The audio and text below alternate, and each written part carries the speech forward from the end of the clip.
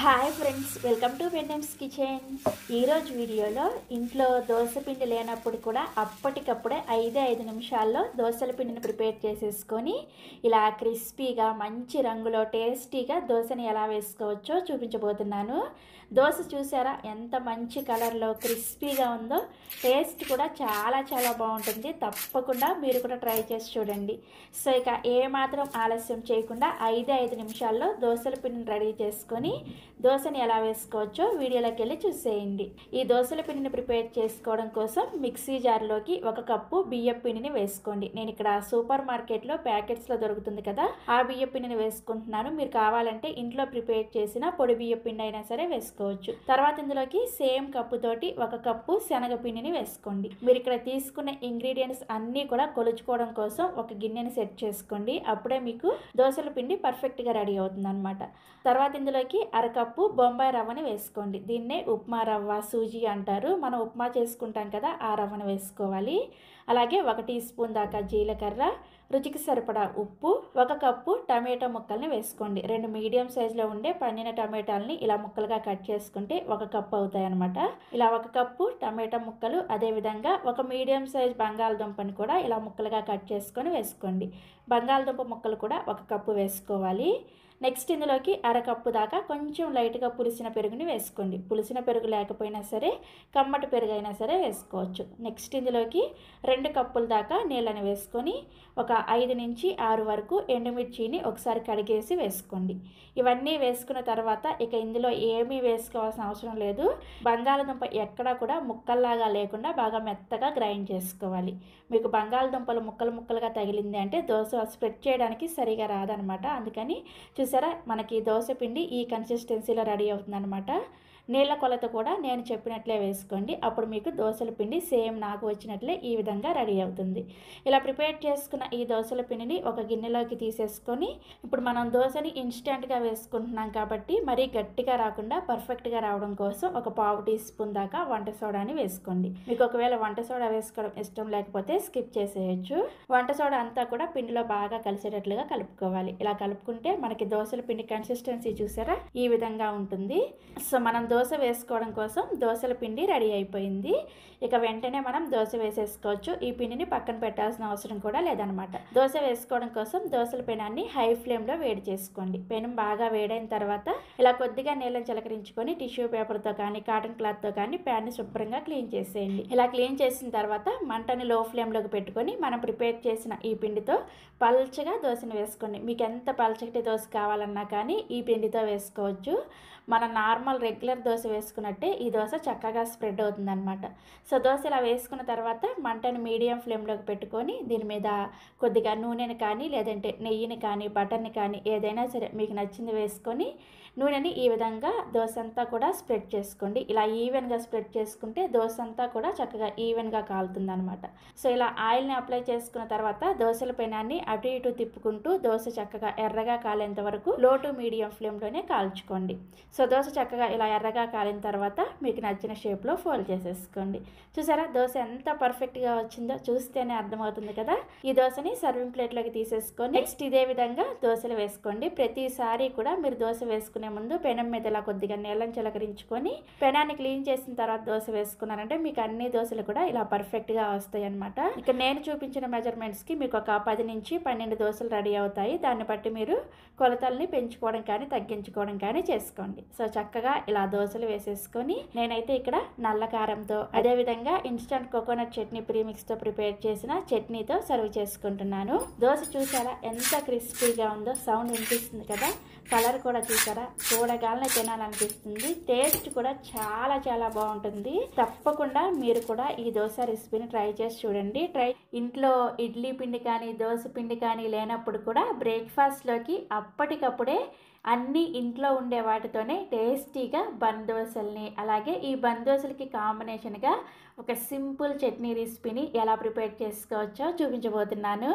ఈ బన్ దోశ చూసారా చక్కగా ఇలా పైకి పొంగి ఫ్లఫీగా చాలా టేస్టీగా ఉంటుంది. తప్పకుండా ఈ దోశల్ని అలాగే చట్నీ రెసిపీని ఒక్కసారైనా సరే ట్రై చేసి చూడండి. ఫస్ట్ మనం చట్నీని ప్రిపేర్ చేసేసుకుందాము. చట్నీ ప్రిపేర్ చేసేసుకున్నామంటే వేడివేడిగా మనం బందోసలను వేసేసుకొని తినేయచ్చు. సో చట్నీని ప్రిపేర్ చేసుకోవడం కోసం స్టవ్ మీద ఇలా ఒక కడాయిని పెట్టుకొని ఇందులోకి 2 టేబుల్ స్పూన్ల దాకా నూనె వేసుకొని వేడి చేసుకోండి. నూనె వేడైన తర్వాత 3 మీడియం సైజులో ఉండే పండిన టమాటాలని ఇలా ముక్కలుగా కట్ చేసుకొని వేసుకొని ఇందులోనే మీరు తినే కారానికి తగ్గట్టుగా ఒక 7 నుంచి 8 వరకు ఎండుమిర్చిని, అలాగే ఒక 8 నుంచి 10 వరకు వెల్లుల్లి రెబ్బల్ని పొట్టుతో సహా వేసేసుకోండి. తర్వాత ఇందులోకి 1 టీ స్పూన్ దాకా జీలకర్ర, రుచికి సరిపడా ఉప్పును కూడా వేసేసుకొని ఇవన్నీ కూడా బాగా కలిసేటట్లుగా ఒకసారి కలుపుకోండి. ఈ చట్నీలో చింతపండు వేసుకోరు, మీరు కావాలంటే కొద్దిగా ఒక రెబ్బ చింతపండును కూడా వేసుకోవచ్చు. సో నేనైతే చింతపండును వేసుకున్నాను అనమాట. ఇవన్నీ కూడా బాగా కలిసేటట్లుగా కలుపుకున్న తర్వాత మూత పెట్టేసి ఈ టమాటాలు బాగా ఉడికి మెత్తపడేంత వరకు లో టు మీడియం ఫ్లేమ్లోనే ఉడికించుకోండి. మనం ఉప్పు వేసుకున్నాం కాబట్టి టమాటాలు ఉడకడానికి ఎక్కువసేపు ఏం పట్టదు, తొందరగానే ఉడికిపోతాయి. సో టమాటాలు చూసారా ఇలా బాగా మెత్తగా ఉడికిన తర్వాత స్టవ్ ఆఫ్ చేసేసి ఈ టమాటా మిశ్రమం మొత్తాన్ని కూడా పూర్తిగా చల్లారనివ్వండి. టమాటా మిశ్రమం పూర్తిగా చల్లారిన తర్వాత మిక్సీ జార్లోకి వేసేసుకొని మెత్తగా గ్రైండ్ చేసేసుకోండి. చూసారా ఇలా మెత్తగా గ్రైండ్ చేసేసుకొని ఒక గిన్నెలోకి తీసుకొని ఇప్పుడు ఈ చట్నీకి తాలింపు పెట్టుకోవడం కోసం తాలింపు గిన్నెలోకి 1 టీ స్పూన్ దాకా నూనెను వేసుకొని వేడి చేసుకోండి. నూనె వేడైన తర్వాత ఒక 1/2 టీ స్పూన్ ఆవాలు, అలాగే కొద్దిగా కరివేపాకుని చిన్న ముక్కలుగా కట్ చేసుకొని వేసుకొని ఈ ఆవాలు చిటపట్లాడేంత వరకు లో ఫ్లేమ్లోనే వేయించేసుకొని ఈ తాలింపుని తీసుకొచ్చి మనం ముందుగా గ్రైండ్ చేసుకున్న ఈ చట్నీలో వేసేసుకొని కలుపుకోండి. ఈ తాలింపులో మనం మినపగుళ్ళు, పచ్చిశనగపప్పు, జీలకర్ర ఇవేమీ వేసుకోవాల్సిన అవసరం లేదు. కేవలం ఆవాలు వేసుకుంటేనే ఈ చట్నీ టేస్టీగా ఉంటుంది. సో మనకి చట్నీ రెడీ అయిపోయింది కదా, చూసారా ఎంత సింపుల్గా చేసుకోవచ్చో. ఈ చట్నీ ఏ బ్రేక్ఫాస్ట్లోకైనా కానీ చాలా చాలా టేస్టీగా ఉంటుంది. ఒకసారి తప్పకుండా ట్రై చేయండి. ఇప్పుడు నేను మీకు అప్పటికప్పుడు ప్రిపేర్ చేసుకునే బందోస పిండిని ఎలా ప్రిపేర్ చేసుకోవాలో చూపిస్తాను. ఈ పిండి కోసం ఒక గిన్నెలోకి 1 కప్పు బొంబాయి రవ్వని వేసుకోండి. దీన్నే ఉప్మా రవ్వ, అలాగే సూజీ అని కూడా అంటారు. నెక్స్ట్ ఇందులోకి అదే కప్పుతోటి 3/4 కప్పు దాకా పెరుగుని వేసుకోండి. మీ దగ్గర ఒకవేళ పులిసిన పెరుగు ఉంటే పులిసిన పెరుగును వేసుకోండి, టేస్ట్ చాలా బాగుంటుంది. పులిసిన పెరుగు లేని వాళ్ళు కమ్మటి పెరుగు అయినా సరే వేసుకోవచ్చు. తర్వాత ఇందులోకి అదే కప్పుతోటి 1/2 కప్పు దాకా నీళ్ళను వేసుకోండి. ఇవన్నీ కూడా కొలుచుకోవడానికి మీరు ఒక గిన్నెని కానీ గ్లాసుని కానీ సెట్ చేసుకోండి. అప్పుడే మీకు ఈ బందోస పిండి అనేది పర్ఫెక్ట్గా రెడీ అవుతుంది అనమాట. ఇవన్నీ వేసిన తర్వాత పెరుగు, బొంబాయి రవ్వ అంతా కూడా చక్కగా కలిసేటట్లుగా ఒకసారి కలుపుకోండి. ఇలా కలుపుకున్న తర్వాత దీని మీద మూత పెట్టేసి పక్కన పెట్టుకోండి. మనం ఈ బందోసలు టేస్టీగా రావడం కోసం ఒక పోపుని ప్రిపేర్ చేసుకోవాలి. ఆ పోపుని ప్రిపేర్ చేసుకున్నంత వరకు పక్కన పెట్టుకుంటే సరిపోతుంది.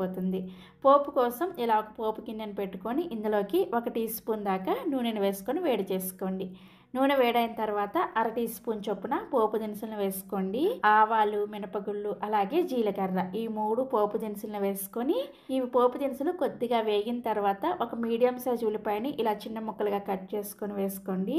అలాగే ఒక రెమ్మ కరివేపాకును కూడా వేసుకొని పోపుని కొద్దిగా ఉల్లిపాయ ముక్కలు అనేది కొంచెం మెత్తబడేంత వరకు వేయించుకోండి. ఉల్లిపాయ ముక్కలు అస్సలు రంగు మారకూడదు, జస్ట్ మనకి మెత్తబడితే సరిపోతుంది అనమాట. చూసారా ఈ విధంగా వేగిన తర్వాత స్టవ్ ఆఫ్ చేసేసి ఈ పోపుని రెడీగా పక్కన పెట్టేసుకోండి.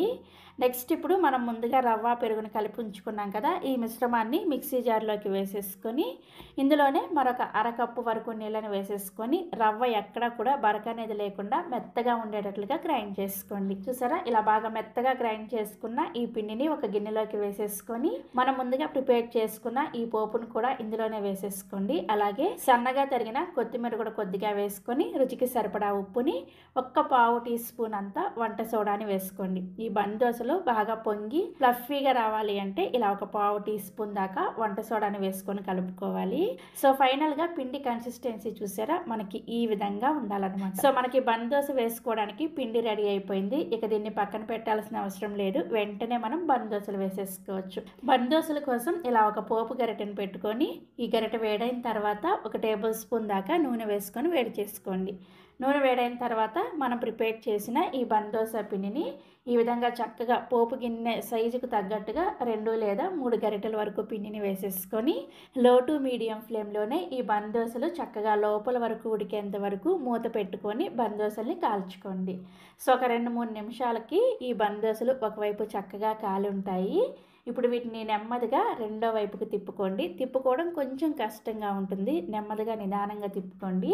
ఇలా రెండో వైపు కూడా తిప్పుకొని రెండో వైపు కూడా లో టు మీడియం ఫ్లేమ్లోనే బన్ దోశల్ని కాల్చుకోండి. మంటని హై ఫ్లేమ్లో పెట్టేశారనుకోండి, ఇవి మనం లావుగా వేసుకున్నాం కాబట్టి లోపల చక్కగా ఉడకదనమాట. అందుకని చక్కగా లో టు మీడియం ఫ్లేమ్లో కాల్చుకోవాలి. రెండో వైపుకి తిప్పినప్పుడు మూత పెట్టాల్సిన అవసరం లేదు. సో చూసారా, ఇలా రెండు వైపులు కూడా చక్కగా బన్ దోశ కాలిన తర్వాత సర్వింగ్ ప్లేట్లోకి తీసేసుకోండి. ఇదే విధంగా మనం ప్రిపేర్ చేసిన పిండితో మీరు బన్ దోశలు ప్రిపేర్ చేసేసుకోండి. ఇక్కడ నేను చూపించిన 1 కప్పు రవ్వకి మీకు 4 బన్ దోశలు రెడీ అవుతాయి అన్నమాట. సో చక్కగా మీరు కూడా ఈ బన్ దోశల్ని మనం ప్రిపేర్ చేసిన ఈ చట్నీతో ఎంజాయ్ చేయండి. మీకు ఒక బన్ దోశను చూపిస్తున్నాను, చూసారా ఎంత బాగా పొంగి ఎంత స్పాంజీగా ఉందో. ఇక నేను మీకు ఒకటి తుంచి కూడా చూపిస్తున్నాను చూడండి, లోపల వరకు చక్కగా ఉడికి చాలా చాలా టేస్టీగా ఉంటుంది. సో తప్పకుండా మీరు కూడా అస్సలు కష్టం లేకుండా చాలా టేస్టీగా ప్రిపేర్ చేసుకునే ఈ బన్ దోశల్ని అలాగే చట్నీ రెసిపీని వెంటనే ట్రై చేసేయండి. ఒంగోలులో మస్తాన్ దర్గా సెంటర్లో 100 సంవత్సరాల చరిత్ర కలిగిన గంగాలం ఉప్మా, ఈ ఉప్మాకి కాంబినేషన్గా వడ్డించే ఎర్ర చట్నీ, ఈ 2 సీక్రెట్ రెసిపీస్ని కూడా మీకు ఈరోజు నేను చూపించబోతున్నాను. వీడియోని స్కిప్ చేయకుండా చివరి వరకు చూసి తప్పకుండా మీరు కూడా ఒక్కసారైనా సరే ఈ కాంబినేషన్ ట్రై చేసి చూడండి. ఒక్కసారి ట్రై చేశారంటే ఖచ్చితంగా మళ్ళీ మళ్ళీ ప్రిపేర్ చేసుకుంటారు. ఉప్మా అంటే ఇష్టం లేని వాళ్ళు కూడా మళ్ళీ ప్రిపేర్ చేయమని అడుగుతారు, అంత టేస్టీగా ఉంటుంది. ఫస్ట్ నేను చట్నీని ఎలా ప్రిపేర్ చేసుకోవాలో చూపిస్తాను. ఈ చట్నీని ప్రిపేర్ చేసుకోవడం కోసం ఇలా ఒక మిక్సీ జార్ని తీసుకొని అందులోకి 1 కప్పు వరకు పుట్నాల పప్పుని వేసుకోండి. వీటిని వేయించిన శనగపప్పు, చట్నీ పప్పు అని కూడా అంటారు. నెక్స్ట్ ఇందులోనే మీరు తినే కారానికి తగ్గట్టుగా ఒక 6 నుంచి 8 వరకు ఎండుమిర్చిని వేసుకోండి. ఈ చట్నీని ఎండుమిర్చి వేసే ప్రిపేర్ చేస్తారనమాట, చాలా చాలా టేస్టీగా ఉంటుంది. తర్వాత ఇందులోనే ఒక చిన్న ముక్క అల్లాన్ని అలాగే 2 లేదా 3 పొట్టు తీసిన వెల్లుల్లి రెబ్బల్ని వేసుకోండి. తర్వాత ఒక చిన్న ఉసిరికాయ సైజ్ అంత చింతపండు, రుచికి సరిపడా ఉప్పును కూడా వేసేసుకొని ఫస్ట్ నీళ్ళేమీ వేసుకోకుండా వీటన్నింటిని కూడా పౌడర్ లాగా గ్రైండ్ చేసుకోండి. ఫస్టే నీళ్ళు వేసేసారంటే ఈ చట్నీ మెత్తగా గ్రైండ్ అవ్వదనమాట. అందుకని చూసారా, ఇలా పౌడర్ లాగా గ్రైండ్ చేసుకొని ఇప్పుడు ఇందులోకి అవసరమైన నీళ్ళని కొద్దిగా వేసుకుంటూ చట్నీని బాగా మెత్తగా గ్రైండ్ చేసుకోవాలి. చాలా మెత్తగా ఈ చట్నీని గ్రైండ్ చేసుకోవాలన్నమాట. ఇక నేను మీకు గ్రైండ్ చేసిన తర్వాత చూపిస్తున్నాను చూసారా, ఇలా బాగా మెత్తగా గ్రైండ్ చేసుకున్న ఈ చట్నీని ఒక గిన్నెలోకి వేసుకోండి. నెక్స్ట్ ఇదే మిక్సీ జార్లోకి కొద్దిగా నీళ్ళని వేసుకొని ఈ నీళ్ళని కూడా గ్రైండ్ చేసుకున్న చట్నీలో వేసేసుకొని చట్నీ చూసారా ఇలా పల్చగా ఉండేటట్లుగా ప్రిపేర్ చేసుకోండి. మరీ గట్టిగా ఉండకూడదు, అలాగని మరీ పల్చగా ఉండకూడదు. చట్నీ అనేది ఈ కన్సిస్టెన్సీలో వచ్చేలాగా రెడీ చేసుకోండి. ఇప్పుడు ఈ చట్నీకి తాలింపు పెట్టుకోవడం కోసం స్టవ్ ఆన్ చేసి ఇలా తాలింపు గిన్నెను పెట్టుకొని 1 టేబుల్ స్పూన్ దాకా నూనె వేసుకొని వేడి చేసుకోండి. నూనె వేడైన తర్వాత 1 టీ స్పూన్ దాకా పోపు దినుసులను వేసుకోండి. మినపప్పు, ఆవాలు, పచ్చిశనగపప్పు అండ్ జీలకర్ర ఈ 4 కలిపేసి 1 టీ స్పూన్ వేసుకొని ఈ తాలింపు గింజల్ని లో ఫ్లేమ్లోనే కొద్దిగా వేయించుకోండి. సో తాలింపు గింజలు ఇలా చక్కగా వేగిన తర్వాత ఇప్పుడు ఇందులోకి 2 లేదా 3 పొట్టు తీసిన వెల్లుల్లి రెబ్బల్ని కొంచెం కచ్చాపచ్చాగా దంచుకొని వేసుకోండి. ఈ వెల్లుల్లి ఫ్లేవర్ అనేది చట్నీకి చాలా చాలా టేస్టీగా ఉంటుంది. స్కిప్ చేసుకోకుండా ఈ వెల్లుల్లిని ఖచ్చితంగా వేసుకోండి. నెక్స్ట్ ఇందులోనే ఒక ఎండుమిర్చిని కూడా ఇలా 2-3 ముక్కలుగా కట్ చేసుకొని వేసుకొని ఈ ఎండుమిర్చిని వెల్లుల్లిని కూడా కొంచెం లో ఫ్లేమ్లో ఫ్రై చేసుకోవాలి. ఇవి కొద్దిగా వేగిన తర్వాత ఇందులోనే ఒక రెమ్మ కరివేపాకును కూడా వేసేసుకొని తాలింపుని చక్కగా ఫ్రై చేసేసుకొని ఈ తాలింపుని తీసుకొచ్చి మనం ముందుగా గ్రైండ్ చేసుకున్న ఈ చట్నీలో వేసుకొని కలుపుకోండి. అయితే తాలింపుని వేడిగా ఉన్నప్పుడు కలపకుండా కొంచెం చల్లారిన తర్వాత ఈ చట్నీలో వేసుకొని కలుపుకోవాలన్నమాట. సో ఇలా చక్కగా తాలింపు వేసుకొని కలుపుకుంటే మనకి ఈ గంగాలం ఉప్మాకి వడ్డించే చట్నీ రెడీ అయిపోతుంది. చాలా సింపుల్గా చేసుకోవచ్చు కదా, చాలా చాలా టేస్టీగా ఉంటుంది. తప్పకుండా ట్రై చేయండి. ఈ ఉప్మాలోకే కాకుండా ఇడ్లీలోకైనా దోశలోకైనా కానీ ఈ చట్నీ చాలా చాలా టేస్టీగా ఉంటుంది. సో మనకి చట్నీ రెడీ అయిపోయింది కదా, ఇక వెంటనే మనం ఈ గంగాలం ఉప్మాని ఎలా ప్రిపేర్ చేసుకోవాలో చూపిస్తాను. ఈ గంగాలం ఉప్మాని ప్రిపేర్ చేసుకోవడం కోసం స్టవ్ ఆన్ చేసి ఇలా ఒక కడాయిని పెట్టుకోండి. నార్మల్గా అయితే దీన్ని గంగాలంలో ప్రిపేర్ చేస్తారనమాట, అందుకనే దీనికి గంగాలం ఉప్మా అని పేరు వచ్చింది. మనకి ఇంట్లో గంగాలాలు ఉండవు కదా, అందుకని నేను ఇలా నార్మల్ కడాయిని పెట్టుకున్నాను. కడాయి వేడైన తర్వాత ఇందులోకి 1 టేబుల్ స్పూన్ దాకా నెయ్యిని వేసుకొని వేడి చేసుకోండి. నెయ్యి కూడా కొద్దిగా వేడైన తర్వాత ఇందులోనే ఒక గుప్పెడి వరకు జీడిపప్పుల్ని వేసుకొని ఈ జీడిపప్పుల్ని లో ఫ్లేమ్లోనే కొద్దిగా లైట్గా రంగు మారేంత వరకు వేయించుకోండి. చూసారా, ఇలా కొద్దిగా వేగిన తర్వాత ఇప్పుడు ఈ జీడిపప్పుల్ని ఒక గిన్నెలోకి వేసుకొని రెడీగా పక్కన పెట్టేసుకోండి. నెక్స్ట్ ఇదే నెయ్యిలోకి ఒక 2 టేబుల్ స్పూన్ల దాకా నూనెని వేసుకొని వేడి చేసుకోండి. నూనె వేడైన తర్వాత ఇందులోకి 1 టేబుల్ స్పూన్ దాకా పల్లీలను వేసుకొని ఈ పల్లీలని కలుపుకుంటూ లో టు మీడియం ఫ్లేమ్లో కొద్దిగా ఫ్రై చేసుకోండి. మనం ఎప్పుడైనా సరే ఉప్మా చేసుకునేటప్పుడు తాలింపు గింజలు వేసుకోకముందే ఇలా కొంచెం పల్లీలను వేసుకొని వేయించుకుంటే పల్లీలు చక్కగా వేగుతాయి అన్నమాట.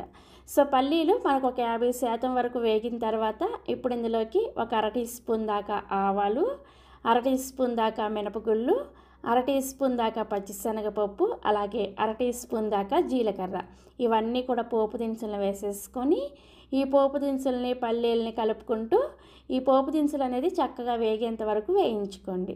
సో పోపు దినుసులు మనకి వేగిన తర్వాత ఇప్పుడు ఇందులోకి ఒక ఎండుమిర్చిని ఇలా 4-5 ముక్కలుగా చిన్న ముక్కలుగా కట్ చేసుకొని వేసుకోండి. నెక్స్ట్ ఇందులోనే 2 లేదా 3 పచ్చిమిర్చిని కూడా ఇలా రౌండ్గా చిన్న ముక్కలుగా కట్ చేసుకొని వేసుకోండి. తర్వాత 1 ఇంచు అల్లాన్ని ఇలా పైన పొట్టు తీసేసి చిన్న చిన్న ముక్కలుగా కట్ చేసుకొని వేసుకొని వీటన్నిటిని కూడా కొద్దిగా ఫ్రై చేసుకోండి. మనకు అల్లం ముక్కలు, పచ్చిమిర్చి ముక్కలు ఇవన్నీ కూడా కొద్దిగా వేగేంత వరకు మంటని లో ఫ్లేమ్లో పెట్టుకొని వేయించుకోవాలి. తర్వాత ఇందులోకి ఒక చిన్న ఉల్లిపాయని ఇలా చిన్న చిన్న ముక్కలుగా కట్ చేసుకొని వేసుకొని ఫ్రై చేసుకోండి. ఎప్పుడైనా సరే మనం ఉప్మా చేసుకునేటప్పుడు ఉల్లిపాయ అనేది రంగు మారకుండా జస్ట్ కొంచెం మెత్తబడితే సరిపోతుంది అనమాట. ఆ విధంగా ఉల్లిపాయ ముక్కల్ని వేయించుకోవాలి. ఇక నేను మీకు ఉల్లిపాయ వేగిన తర్వాత చూపిస్తున్నాను, చూసారా, ఉల్లిపాయ ఎక్కడా కూడా మనకు రంగు మారకుండా ఇలా కొంచెం మెత్తబడితే సరిపోతుంది. నెక్స్ట్ ఇందులోకి ఒక రెమ్మ కరివేపాకుని తీసుకొని ఇలా చిన్న చిన్న ముక్కలుగా కట్ చేసుకొని వేసుకోండి. కరివేపాకుని డైరెక్ట్గా వేసుకోకుండా ఇలా చిన్న చిన్న ముక్కలుగా కట్ చేసుకొని వేసుకుంటే మనకి ఆ ఫ్లేవర్ అనేది చాలా బాగా తెలుస్తుంది అనమాట.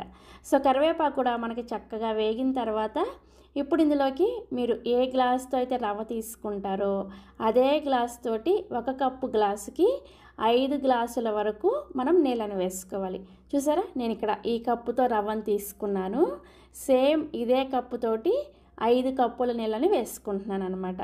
నార్మల్గా చేసుకునే ఉప్మాకి ఈ ఉప్మాకి చాలా డిఫరెన్స్ ఉంటుంది. ఇలా 5 కప్పుల నీళ్ళను వేసుకొని నెక్స్ట్ ఇందులోని రుచికి సరిపడా ఉప్పును కూడా వేసేసుకొని ఒకసారి బాగా కలుపుకొని ఈ నీళ్ళని బాగా మసల కాగేంత వరకు మీడియం ఫ్లేమ్లో బాయిల్ చేసుకోండి. చూసారా, నీళ్ళు ఇలా చక్కగా బాగా మరిగేటప్పుడు మంటని లో ఫ్లేమ్లోకి పెట్టుకొని ఇందులోకి 1 కప్పు వరకు బియ్యపు రవ్వని వేసుకోండి. ఈ ఉప్మాకి ఇదే స్పెషాలిటీ అనమాట. మనం రెగ్యులర్గా ప్రిపేర్ చేసుకునే బొంబాయి రవ్వతో ఈ ఉప్మాని ప్రిపేర్ చేయరు. ఇలా బియ్యపు రవ్వతోనే ఈ ఉప్మాని ప్రిపేర్ చేస్తారనమాట. చాలా డిఫరెంట్ టేస్ట్గా చాలా బాగుంటుంది. తప్పకుండా ట్రై చేయండి. ఈ బియ్యపు రవ్వ చూసారా, ఇలా ప్యాకెట్స్లో మీకు ఏ సూపర్ మార్కెట్లో అయినా కానీ ఈజీగా అవైలబుల్గా దొరుకుతుంది. ఇలా ఈ విధంగా రా రైస్ రవ్వ అని రాసి ఉంటుంది అనమాట, చూసుకొని తెచ్చుకోండి. సో ఇలా బియ్యపు రవ్వని తీసుకొని మంటని లో ఫ్లేమ్లోనే పెట్టేసుకొని ఈ రవ్వని కొద్దిగా వేసుకుంటూ గరిటెతో కలుపుకుంటూ ఉండండి, లేదంటే ఉండలు కట్టేస్తుంది అనమాట. ఇలా కలుపుకుంటూ ఈ రవ్వ మొత్తాన్ని కూడా వేసేసుకొని ఇప్పుడు మంటని మీడియం ఫ్లేమ్లోకి పెట్టుకొని ఈ ఉప్మాని ఒక 2 నిమిషాల పాటు మీడియం ఫ్లేమ్లో ఉడికించుకోండి. 2 నిమిషాలకి మనకి ఇది చక్కగా ఇలా తుకుతుగా ఉడుకుతూ ఉంటుంది. ఈ టైంలో మూత పెట్టేసి మంటని కూడా లో ఫ్లేమ్లో పెట్టేసుకొని మరొక 3-4 నిమిషాల పాటు ఈ ఉప్మాని బాగా ఉడికించుకోండి. సో ఒక 4 నిమిషాలకి మూత తీసి మీకు చూపిస్తున్నాను, చూసారా, రవ్వ మనకి చక్కగా ఉడికిపోయి ఉప్మా కన్సిస్టెన్సీ అనేది ఈ విధంగా ఉంటుందన్నమాట. ఉప్మా కన్సిస్టెన్సీ ఖచ్చితంగా ఈ విధంగానే ఉంచుకోవాలి. మరి ఇంతకన్నా గట్టిగా ప్రిపేర్ చేసుకున్నారంటే ఇది చల్లారే కొద్దీ గట్టిగా అయిపోతుంది అనమాట. అందుకని ఉప్మా ఈ కన్సిస్టెన్సీలో ఉన్నప్పుడే మంటని లో ఫ్లేమ్లోనే ఉంచేసుకొని ఇందులోకి సన్నగా తరిగిన కొత్తిమీర కొద్దిగా, అలాగే 1 టేబుల్ స్పూన్ దాకా నెయ్యిని ఇలా చివర్లో కొద్దిగా వేసుకొని ఇందులోనే మనం ముందుగా ఫ్రై చేసుకున్న జీడిపప్పులు కూడా వేసేసుకొని ఒకసారి బాగా కలిపేసుకొని స్టవ్ ఆఫ్ చేసేసి ఈ ఉప్మాని వేడిగా కాకుండా కొద్దిగా లైట్గా చల్లారిన తర్వాత సర్వ్ చేసుకోండి. అప్పుడు ఈ ఉప్మా అనేది కొంచెం గట్టిపడి ఇలా గరిటెతో తీయగానే వస్తుంది అనమాట. సో ఉప్మా కొంచెం చల్లారిన తర్వాత చూపిస్తున్నాను చూసారా, ఇలా కొంచెం చల్లారిన తర్వాత ఈ ఉప్మాని ఇలా గుంటగరిటలో వేసుకొని ఈ విధంగా స్కూప్స్ లాగా సర్వింగ్ ప్లేట్లోకి వేసుకోండి. ఈ ఉప్మా కాస్ట్ వచ్చేసి 2 స్కూపులు 25 రూపాయలు అనమాట, ఒంగోలులో దర్గా సెంటర్లో. సో ఇలా చక్కగా మీకు కావాల్సినంత ఉప్మాని సర్వింగ్ ప్లేట్లోకి తీసుకొని మనం ప్రిపేర్ చేసిన ఈ చట్నీని ఈ విధంగా గరిటతో వేసేసుకొని దీని పక్కనే ధనియాల కారాన్ని కూడా వడ్డిస్తారు. అలాగే ఒక చిన్న నిమ్మకాయ ముక్కను కూడా ఇస్తారనమాట. ప్రస్తుతానికి నా దగ్గర నిమ్మకాయ ముక్క లేదు, అందుకని ఈ విధంగా ధనియాల కారాన్ని వేసుకున్నాను. ఈ ధనియాల కారం రెసిపీ కావాలి అంటే కూడా మన ఛానల్లో ఉంది. మీలో ఎవరైనా కావాలి అనుకున్న వాళ్ళు ఈ వీడియో కింద డిస్క్రిప్షన్లో లింక్ ఇస్తాను, ఒకసారి చెక్ చేయండి. అప్పటికప్పుడే 10 నుంచి 15 నిమిషాల్లోనే స్పాంజ్ లాంటి ఇడ్లీలని, అదేవిధంగా ఈ ఇడ్లీలకి కాంబినేషన్గా మంచి టేస్టీ స్పైసీ చట్నీని ఎలా ప్రిపేర్ చేసుకోవచ్చో చూపించబోతున్నాను. ఇడ్లీ చూసారా ఎంత మెత్తగా ఉన్నాయో, చూస్తేనే మీకు అర్థమవుతుంది కదా, స్పాంజ్ లాగా ఉంటాయి. వీటిని ప్రిపేర్ చేసుకోవడానికి పెద్దగా టైం పట్టదు, అప్పటికప్పుడే ప్రిపేర్ చేసేసుకోవచ్చు. ఫస్ట్ మనం ఇడ్లీ పిండిని ప్రిపేర్ చేసుకోవడం కోసం ఇలా ఒక గిన్నెని తీసుకొని ఇందులోకి 1 కప్పు బొంబాయి రవ్వని వేసుకోండి. దీన్నే ఉప్మా రవ్వ, అలాగే సూజీ అని కూడా అంటారు. మనం రెగ్యులర్గా ఉప్మా చేసుకుంటూ ఉంటాం చూడండి, ఆ రవ్వని వేసుకోవాలి. నెక్స్ట్ అదే కప్పుతోటి 1 కప్పు పెరుగుని వేసుకోండి. ఇక్కడ మీరు పెరుగు మరీ పులిసిన పెరుగుని వేసుకోవద్దు, కొంచెం కమ్మగా ఉండే పెరుగునే వేసుకోండి. మరీ పులిసిన పెరుగు వేసుకున్నారంటే ఇడ్లీలు మనకి టేస్ట్ చేంజ్ అయిపోతాయి అనమాట. అందుకని కొంచెం లైట్గా పులిసిన పెరుగైనా పర్వాలేదు, లేదంటే కమ్మటి పెరుగైనా సరే పర్వాలేదు. ఈ పెరుగంతా కూడా బొంబాయి రవ్వలో బాగా చక్కగా కలిసేటట్లుగా కలుపుకోవాలి. సో ఇలా కలుపుకున్న తర్వాత ఇందులోకి ఏ కప్పుతో అయితే బొంబాయి రవ్వను వేసుకున్నారో అదే కప్పుతోటి 1 కప్పు నీళ్ళని వేసుకొని కలుపుకోండి. ఫస్ట్ మనం ఇలా నీళ్ళని వేసుకొని కలుపుకున్నప్పుడు బొంబాయి రవ్వ అంతా కూడా నీళ్ళలో కలిసిపోయిన తర్వాత కొంచెం పలచగా అనిపిస్తుంది అనమాట. భయపడాల్సిన అవసరం ఏమీ లేదు, కరెక్ట్గా సరిపోతాయి నీళ్ళు అనేది. ఇలా బాగా కలుపుకున్న తర్వాత చూసారా కన్సిస్టెన్సీ ఇలా కొంచెం పలచగా వస్తుంది. ఇలా కలుపుకున్న తర్వాత మూత పెట్టేసి ఒక 5 నుంచి 10 నిమిషాల పాటు ఈ రవ్వని పక్కన పెట్టేసుకోండి. రవ్వ మనకి ఈ పెరుగులో చక్కగా నానాలన్నమాట, అందుకని పక్కన పెట్టుకోండి. ఈలోపు మనం చక్కగా చట్నీని ప్రిపేర్ చేసేసుకోవచ్చు. చట్నీని ప్రిపేర్ చేసుకోవడం కోసం స్టవ్ మీద ఇలా ఒక ప్యాన్ పెట్టుకొని ఇందులోకి 1 కప్పు వరకు పల్లీలను వేసుకొని ఈ పల్లీలని లో టు మీడియం ఫ్లేమ్లోనే కలుపుకుంటూ వేయించుకోండి. పల్లీలని హై ఫ్లేమ్లో వేయించుకున్నారంటే తొందరగా రంగు వచ్చేస్తాయి, బట్ పల్లీ లోపల గింజ అనేది వేగదనమాట. లో టు మీడియం ఫ్లేమ్లో వేయించుకుంటే చక్కగా వేగుతాయి. చూసారా పల్లీలు ఇలా చక్కగా వేగిన తర్వాత ఒక ప్లేట్లోకి వేసేసుకొని పూర్తిగా చల్లారబెట్టేసుకోండి. నెక్స్ట్ ఇప్పుడు సేమ్ ప్యాన్లోకి 1 టీ స్పూన్ దాకా నూనెని వేసుకొని వేడి చేసుకోండి. నూనె వేడైన తర్వాత 1 టీ స్పూన్ దాకా జీలకర్ర, అలాగే ఒక 8 నుంచి 10 వరకు ఎండుమిర్చిని మీ కారానికి తగ్గట్టుగా చూసుకొని వేసుకోండి. నెక్స్ట్ ఇందులోనే 10 నుంచి 12 వరకు పొట్టు తీసేసిన వెల్లుల్లి రెబ్బలు, ఒక మీడియం సైజు ఉల్లిపాయని ఇలా ముక్కలుగా కట్ చేసుకొని వేసుకొని ఈ ఉల్లిపాయ రెబ్బలు జస్ట్ మనకి సపరేట్ అయ్యేంత వరకు లో టు మీడియం ఫ్లేమ్లోనే కలుపుకుంటూ వేయించుకోండి. ఈ చట్నీ కోసం ఉల్లిపాయ అస్సలు రంగు మారకూడదు అనమాట, జస్ట్ మనకి ఉల్లిపాయ రెబ్బలు సపరేట్ అయ్యి కొంచెం మెత్తబడితే సరిపోతుంది అనమాట. చూసారా ఉల్లిపాయ రెబ్బలు ఇలా సపరేట్ అయ్యేటప్పుడు ఇందులోకి ఒక మీడియం సైజులో ఉండే పండిన టమాటాని ఇలా ముక్కలుగా కట్ చేసుకొని వేసుకోండి. అదేవిధంగా రుచికి సరిపడా ఉప్పును కూడా వేసేసుకొని ఒకసారి కలిపేసుకొని మూత పెట్టేసి ఈ టమాటా ముక్కలు మెత్తగా అయ్యేంత వరకు మీడియం ఫ్లేమ్లోనే మగ్గించుకోండి. మధ్య మధ్యలో మూత తీసి కలుపుకుంటూ ఈ టమాటా ముక్కలు మెత్తబడేంత వరకు మగ్గించుకోవాలి. సో మొత్తానికి టమాటా ముక్కలు చూసారా ఇలా బాగా మెత్తగా అయిన తర్వాత స్టవ్ ఆఫ్ చేసేసి ఈ మిశ్రమం మొత్తాన్ని కూడా పూర్తిగా చల్లారనివ్వండి. ఈ టమాటా మిశ్రమం పూర్తిగా చల్లారేలోపు చక్కగా మనం చట్నీకి తాలింపు పెట్టేసుకుందాము. తాలింపు కోసం తాలింపు గిన్నెలోకి 1 టీ స్పూన్ దాకా నూనెను వేసుకొని వేడి చేసుకోండి. నూనె వేడైన తర్వాత 1/2 టీ స్పూన్ ఆవాలు, అదేవిధంగా 2 ఎండుమిర్చిని, 1 రెమ్మ కరివేపాకుని ఇలా చిన్న ముక్కలుగా కట్ చేసుకొని వేసుకొని తాలింపును చక్కగా లో ఫ్లేమ్లోనే వేయించుకోవాలి. తాలింపు వేగిన తర్వాత స్టవ్ ఆఫ్ చేసేసి రెడీగా పక్కన పెట్టేసుకోండి. నెక్స్ట్ ఇప్పుడు పూర్తిగా చల్లారిన ఈ పల్లీలని మిక్సీ జార్లోకి వేసుకోండి. ఈ పల్లీలకి పొట్టు తీసుకోవాల్సిన అవసరం ఏమీ లేదు, డైరెక్ట్గా వేసేసుకోవచ్చు. అదేవిధంగా మనం ముందుగా వేయించుకున్న ఈ ఉల్లిపాయ టమాటా మిశ్రమం ఉంది కదా, ఈ మిశ్రమం మొత్తాన్ని కూడా మిక్సీ జార్లోకి వేసేసుకొని ఫస్ట్ నీళ్ళేమీ వేసుకోకుండా ఈ చట్నీని గ్రైండ్ చేసుకోండి. మనం ఆల్రెడీ టమాటాలు ఉడికించుకునేటప్పుడు ఉప్పును వేసుకున్నాం కదా, చూసుకొని అవసరమైతే ఉప్పును వేసుకొని గ్రైండ్ చేసుకోవచ్చు. సో మొత్తానికి ఇలా నీళ్ళని వేసుకోకుండా గ్రైండ్ చేసుకున్న తర్వాత ఇప్పుడు ఇందులోకి చట్నీని మెత్తగా గ్రైండ్ చేసుకోవడానికి అవసరమైన నీళ్ళని ఒకేసారి వేసుకోకుండా కొద్దిగా వేసుకుంటూ చట్నీని చూసారా ఈ విధంగా గ్రైండ్ చేసుకోవాలి. ఇలా గ్రైండ్ చేసుకున్న ఈ చట్నీని ఒక గిన్నెలోకి వేసేసుకొని ఈ చట్నీ కన్సిస్టెన్సీకి తగ్గట్టుగా నీళ్ళని వేసుకొని కలుపుకోండి. ఇక నేను చట్నీలో నీళ్ళని వేసి కలిపిన క్లిప్ అనేది మిస్ అయిందనమాట. మీరు చట్నీ కన్సిస్టెన్సీకి తగ్గట్టుగా నీళ్ళని వేసుకొని కలుపుకోండి. చట్నీని ఇలా రెడీ చేసుకున్న తర్వాత మనం ముందుగా తాలింపు పెట్టేసుకొని రెడీగా పెట్టుకున్నాం కదా, ఆ తాలింపుని ఇందులో వేసేసుకొని కలుపుకోండి. అంతే, చాలా చాలా చాలా టేస్టీగా ఉండే పల్లి టమాటా చట్నీ రెడీ అయిపోయింది. చాలా బాగుంటుంది టేస్ట్ అనేది. ఈ ఇడ్లీలోకే కాకుండా చక్కగా మీరు సెట్ దోశలోకైనా రెగ్యులర్గా ప్రిపేర్ చేసుకున్న ఏ దోశలోకైనా సరే ఈ చట్నీతో సర్వ్ చేసుకోవచ్చు. చాలా చాలా టేస్టీగా ఉంటుంది. తప్పకుండా ట్రై చేయండి. మనం ఇడ్లీ పిండి రెడీ చేసుకునే ముందే ఇడ్లీ పాత్రలోకి 2 గ్లాసుల వరకు నీళ్ళని వేసేసుకొని మూత పెట్టేసి హై ఫ్లేమ్లో నీళ్ళని బాగా మరిగించుకోండి. ఈ నీళ్లు మరిగేలోపు చక్కగా మనం ఇడ్లీ పిండిని రెడీ చేసేసుకోవచ్చు. సో మొత్తానికి చట్నీ ప్రిపేర్ చేసిన తర్వాత మూత తీసి మీకు చూపిస్తున్నాను, చూసారా? రవ్వ చక్కగా నీళ్ళన్నీ కూడా పీల్ చేసుకొని గట్టిగా అయింది కదా. ఇందాకైతే మనకి పలచగా ఉంది. ఈ చట్నీ ప్రిపేర్ చేసుకునే లోపు చక్కగా మనకి రవ్వ నానిపోయి ఈ విధంగా అవుతుందన్నమాట. ఇప్పుడు ఇందులోకి రుచికి సరిపడా ఉప్పుని, అదేవిధంగా ఒక 1/2 టీ స్పూన్ దాకా వంట సోడాని, 1 టీ స్పూన్ దాకా నీళ్ళని కూడా వేసుకొని ఈ ఉప్పు అలాగే వంట సోడా అంతా కూడా చక్కగా ఈ రవ్వలో కలిసేటట్లుగా కలుపుకోండి. మనం అప్పటికప్పుడు ఇడ్లీని ప్రిపేర్ చేసుకున్నాం కాబట్టి ఇలా కొంచెం వంట సోడా వేసుకుంటే ఇడ్లీలు చక్కగా మెత్తగా వస్తాయి అన్నమాట. మీకు ఒకవేళ వంట సోడా వద్దు అనుకుంటే స్కిప్ చేసేయచ్చు, బట్ ఇడ్లీ అయితే ఇంత మెత్తగా రావన్నమాట. సో ఇలా బాగా కలుపుకున్న తర్వాత పిండి కన్సిస్టెన్సీ అనేది చాలా ఇంపార్టెంట్. మరీ పలచగా మరీ గట్టిగా ప్రిపేర్ చేసుకోకూడదు. ఇక నేను మీకు వీడియోలో దగ్గరగా చూపిస్తున్నాను, చూసారా? ఈ కన్సిస్టెన్సీలో పిండిని రెడీ చేసుకోవాలి. ఇలా రెడీ చేసుకున్న తర్వాత ఇప్పుడు వెంటనే ఇడ్లీని పెట్టేసుకోవాలి. వంట సోడా వేసుకొని కలుపుకున్న తర్వాత ఎక్కువసేపు ఉంచకూడదు అనమాట. వెంటనే మనం ఇడ్లీ ప్లేట్లలో ఇడ్లీ పెట్టేసుకొని ఉడికించుకోవాలి. అందుకని పిండిని రెడీ చేసుకునే ముందే ఇడ్లీ పాత్రలో నీళ్ళని పోసుకొని మరిగించుకున్నాం అనమాట.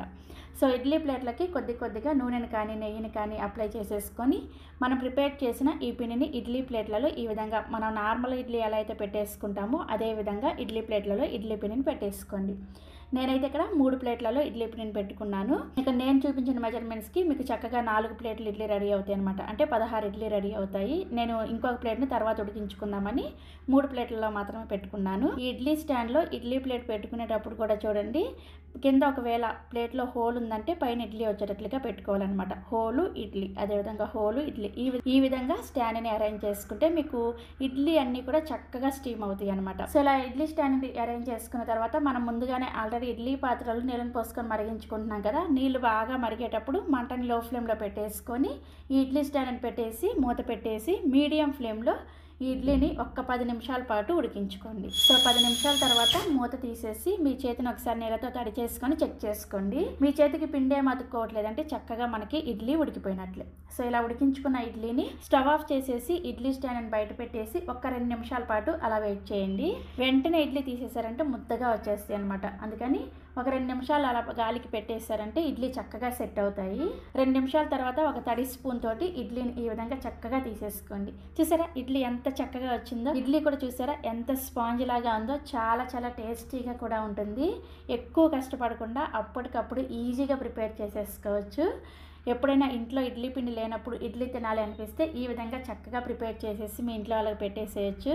చక్కగా ఇలా ఇడ్లీని ప్రిపేర్ చేసుకొని మనం ప్రిపేర్ చేసిన ఈ పల్లి టమాటా చట్నీతో సర్వ్ చేసుకోండి. సో తప్పకుండా మీరు కూడా ఈ రెసిపీని ట్రై చేస్తారు కదా. ట్రై చేసి టేస్ట్ చేసిన తర్వాత మీ ఫీడ్బ్యాక్ నాతో షేర్ చేసుకోవడం అస్సలు మర్చిపోకండి. Thank you.